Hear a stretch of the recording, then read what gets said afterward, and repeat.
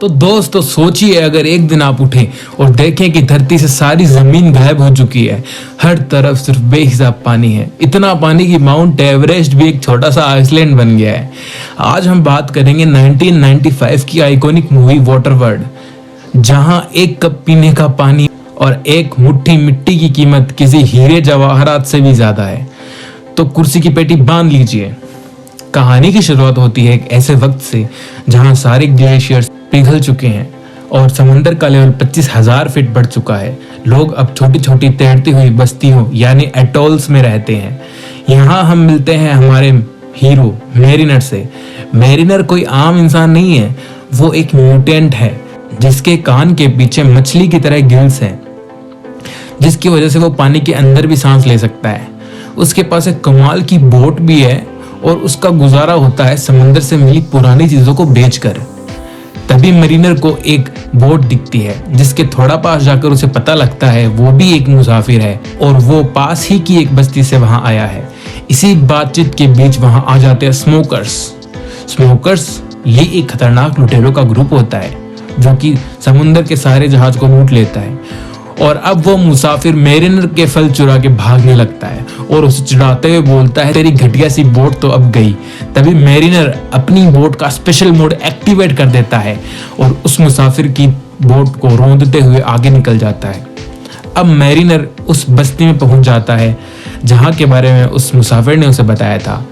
इस दुनिया में मिट्टी यानी डर्ट सबसे बड़ी दौलत है, इसलिए जब मेरिनर उन्हें मेन डोर पर मिट्टी दिखाता है तो उसे वहां एंट्री मिल जाती है। वहां के लोग दंग रह जाते हैं जब उन्हें उसके पास 3 किलो मिट्टी मिलती है। तो उनके बदले में वो वहां सौदा करके कुछ जरूरी सामान और एक टमाटर का पौधा खरीदता है, जिससे वो पौधा लेता है। उस दुकानदार का नाम होता है हेलेन, जो कि एक बच्चे की गार्जियन है जिसका नाम है इलोना। लेकिन तभी वहां के लोगों को पता चल जाता है कि वो एक म्यूटेंट है, तो अब वो लोग उसे अजीब समझ के एक पिंजरे में कैद कर देते हैं और उसे मारने की तैयारी करते हैं। वो उसे डालते हैं मिट्टी के कीचड़ में, जिसका उपयोग वो जैविक खाद बनाने के लिए करते हैं। अक्सर वहां पे डेड बॉडीज को डाल देते हैं। लेकिन तभी वहां एंट्री होती है स्मोकर्स की, जो इस बार आते हैं अपने लीडर डिमोन के साथ। स्मोकर को उस बच्ची की तलाश है जिसका नाम है इनोला। क्योंकि इनोला की पीठ पर एक टैटू है जो लोगों को लगता है कि ड्राई लैंड यानी सूखी धरती का रास्ता है। अफरा तफरी में हेलेन, जो कि इलोना की गार्जियन है, उसको लेके वहां से निकलने का प्रयास करती है और वो जाती है सीधा उनकी बस्ती के साइंटिस्ट के पास, जिसने एक उड़न तस्ती बनाई होती है, पर वो उससे पहले ही उड़ जाता है।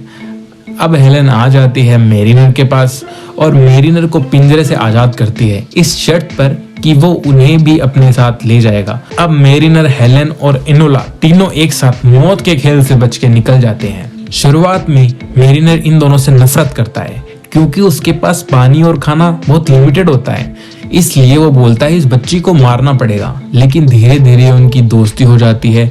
मेरिनर इनोला को तैरना सिखाता है। तभी मेरिनर इनोला का टैटू देखकर उसके बारे में हेलेन से पूछता है, तो वो बताती है ये ड्राईलैंड का मैप है।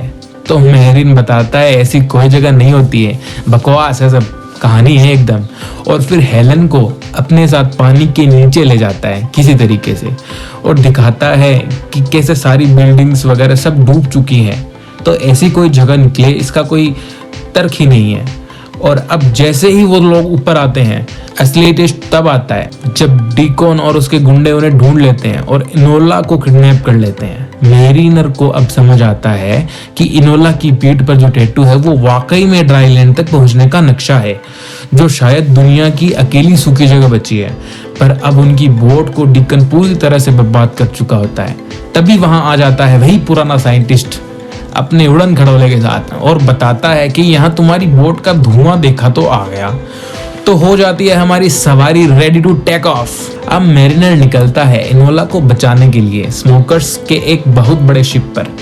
यहाँ हमें देखने को मिलता है कि मेरिनर उनके फ्यूल टैंक में लाइटर जला के फेंक देता है और एक ही बार में धड़ाम, सारा हिसाब क्लियर। एक जबरदस्त एक्सप्लोसिव एक्शन, मेरिनर अकेला ही पूरी शिप तबाह कर देता है और डीकन को मौत की नींद सुला देता है। अब तीनों लोग मिलकर उस फ्लाइंग बलून की मदद से उस नक्शे का पीछा करते हैं अंत में वो वाकई में एक हरियाली भरी जगह पहुंच जाते हैं, जो और कुछ नहीं है बल्कि माउंट एवरेस्ट की चोटी थी। वहां इनोला को उसके माँ बाप की पुरानी निशानियां मिलती हैं, उसके कंकाल मिलते हैं। हेलेन और इनोला वहां रुकने का फैसला करते हैं, लेकिन मैरिनर जो कि आधा मछली है, उसे जमीन पर रहना पसंद नहीं आता।